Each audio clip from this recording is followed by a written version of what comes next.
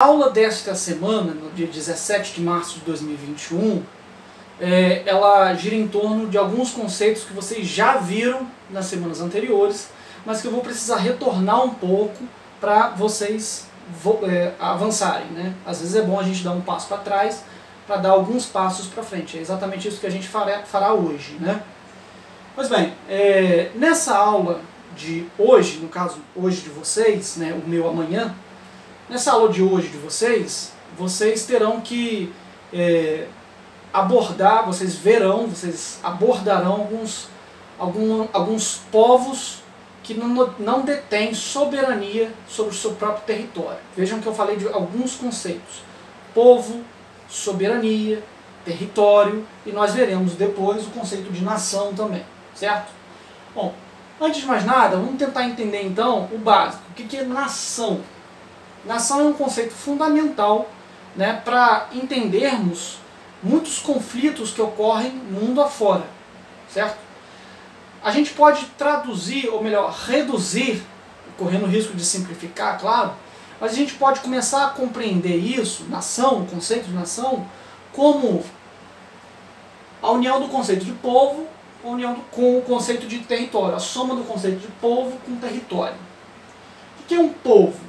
Povo é digamos assim, é um quantitativo, é um número grande de pessoas que se reúnem em um determinado espaço e que compartilham da mesma língua, que possuem uma história específica, né, e uma cultura que confere a eles uma certa identidade. Então a soma da língua, da história e da cultura em um determinado quantitativo populacional confere a esse quantitativo populacional uma certa identidade, certo? Então o povo, ele necessariamente, para se configurar como povo, ele precisa ter uma identidade própria, aquilo que confere a ele uma especificidade, certo? Geográfica e histórica. Então vamos lá, para a gente começar a entender isso. Pensemos, por exemplo, nos povos indígenas que vivem no Brasil, certo? São vários quantitativos populacionais separados no território brasileiro, né, no espaço brasileiro, com histórias específicas, ou seja, eles possuem um passado específico para cada um desses grandes quantitativos populacionais. Eles possuem línguas específicas, né, idiomas específicos, práticas sociais específicas, ou seja, culturas específicas. Possuem, pela soma de todos esses elementos, de todos esses fatores, língua, história e cultura, possuem identidades específicas. Portanto, nós podemos falar em povos, certo? O mesmo pode ser dito em relação, fazendo uma grande generalização, em relação ao povo brasileiro. Há controvérsias sobre o povo brasileiro, se o povo brasileiro de fato configura um único povo, certo? Mas nós não vamos desdobrar isso agora. Mas nós podemos fazer uma generalização. O povo brasileiro em comparação ao povo mexicano, por exemplo. São histórias diferentes, são idiomas diferentes, com práticas sociais diferentes. Então são identidades diferentes, certo? Um povo, quando você fala de povo, você fala necessariamente de uma certa identidade que enseja, que promove uma certa solidariedade entre aquelas pessoas que compõem esses grupos populacionais, esses grandes povos, certo? Então há um certo sentimento de pertencimento a um componente, a alguns componentes que integram o povo mexicano. Aqueles mexicanos, eles se identificam e se solidarizam com seus iguais, certo? Existe um sentimento de solidariedade, de pertencimento, uma identidade entre eles. O mesmo valeria para nós, certo? Então a soma desses elementos configura um certo número de pessoas, um quantitativo populacional, uma identidade, certo? Todo povo vive em um determinado território. O que seria território? Eu não sei se vocês enxergam aí por causa da luz, infelizmente é o recurso que eu tenho. Território é espaço delimitado. Espaço delimitado, certo? Quem delimita? São as pessoas. Então elas delimitam, e quando elas delimitam, elas impõem ao espaço, elas projetam no espaço, essa aqui é a palavra que eu queria lembrar, elas projetam no espaço uma relação de poder, de dominância, certo? Um território é um espaço de dominância, certo? Estou falando do espaço geográfico, certo? Pois bem, então o território é o espaço delimitado por uma relação de poder, uma projeção de relações de poder. Lembrem disso. Todo povo vive em um determinado território. No entanto, nem todo povo tem poder de mando sobre o seu território. Voltemos ao exemplo dos indígenas brasileiros.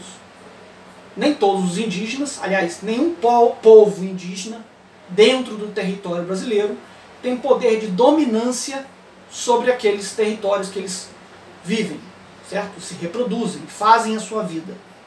Porque quem manda naquele território, que tem soberania de fato, olha, eu estou acessando agora o conceito de soberania, que eu deveria desdobrar lá na frente, mas eu já estou adiantando. Soberania é poder de mando. E esse poder de mando, ele pressupõe o reconhecimento de outros que dizem, de fato, quem manda naquele território é o Guilherme. Vamos supor, vamos lembrar, vamos dar o exemplo da nossa casa. Vocês, alunos, têm soberania sobre a sua casa? Provavelmente não. O poder de mando na casa de vocês, provavelmente é dos pais de vocês, dos responsáveis de vocês. Entendem? Então, soberania é poder de mando. E esse poder de mando, ele precisa ser reconhecido por outros. E então, lembrando agora do caso, do exemplo dos indígenas brasileiros, ainda que eles vivam em certos espaços delimitados dentro do Brasil, eles não têm o poder de mando nesses espaços. Porque a soberania desses espaços é do governo brasileiro, né? É do Estado brasileiro.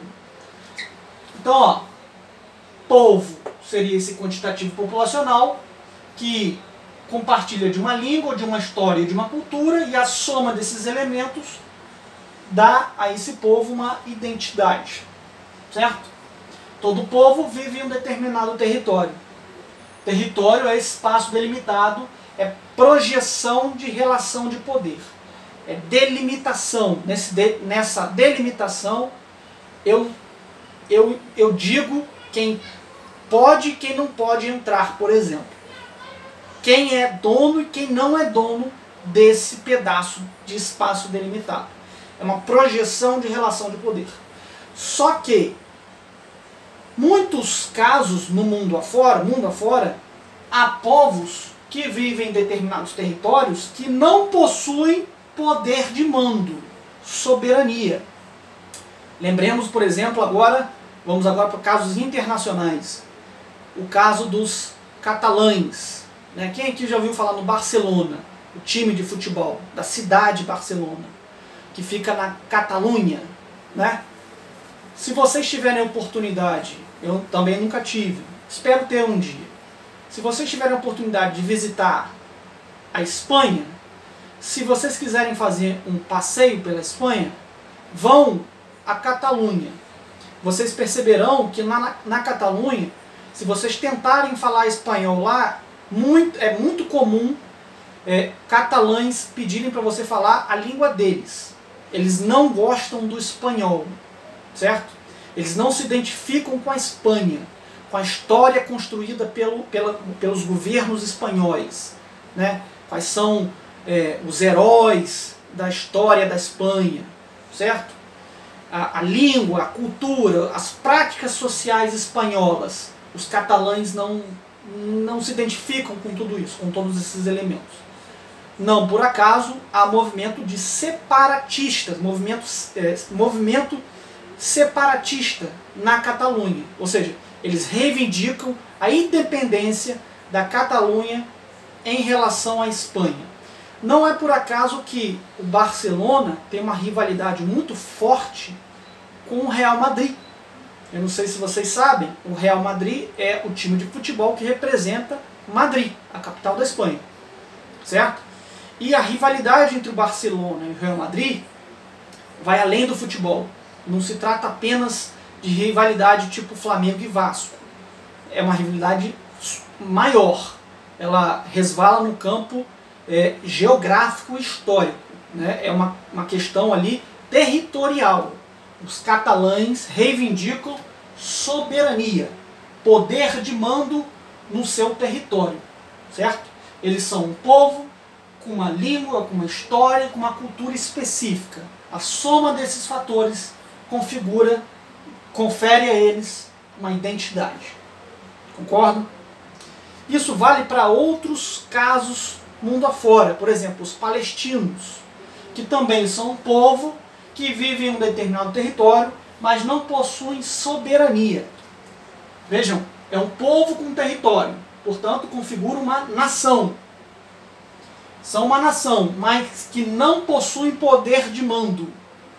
Ou seja, as regras, as normas que vigoram naquele território não são reconhecidas por outros países, por exemplo. No caso da Palestina, no caso da Catalunha, no caso da Chechênia, que é uma região, né, um espaço onde vivem os chechenos, né, e esse espaço está, se eu não me engano, integra a Rússia, certo? E eles reivindicam o poder de normatizar, ou seja, de estabelecer as normas, as leis dentro daquele território. Só que a Rússia não reconhece esses movimentos que reivindicam a independência da Chechênia, né? Ou esses movimentos que reivindicam, no caso da Espanha, que reivindicam a independência da Catalunha. Entendeu? Entenderam? Então, na Espanha, você tem movimentos separatistas, né, que reivindicam a separação da Catalunha frente à Espanha. Os bascos também, que também ficam na Espanha. Aliás, a Espanha ela é muito recortada, ela parece uma colcha de retalhos. Né? É um caso específico na história da formação dos estados mundo afora. A Espanha é um caso específico. Pois bem, se a Palestina, o País Basco ou a Catalunha fosse uma nação com poder de mando, ou seja, com poder de definir o que pode e o que não pode, de definir as regras, as leis dentro daquele território, se eles possuíssem soberania, estaria formado o Estado, né, desses povos. Né? O que é um Estado? É, digamos assim, é uma nação que possui o poder de definir as regras, as leis. Entendeu? E essa soberania ela tem que ser reconhecida por outros países. Tudo bem? Espero ter ajudado vocês. Essa foi a aula de hoje para vocês, que eu retomei alguns conceitos fundamentais para que vocês possam avançar. Às vezes isso é importante, a gente dá um passo para trás para dar 2, 3 para frente depois. Tá bom? Foi um prazer. Eu estava com muita saudade de quadro, de canetinha, de apagador, né, e de falar para os meus alunos. Felizmente é isso que a gente tem para hoje, mas tomara, com a chegada da vacina, tomara que nós possamos estar juntos muito em breve, tá bom? Um beijo para todos. Tchau.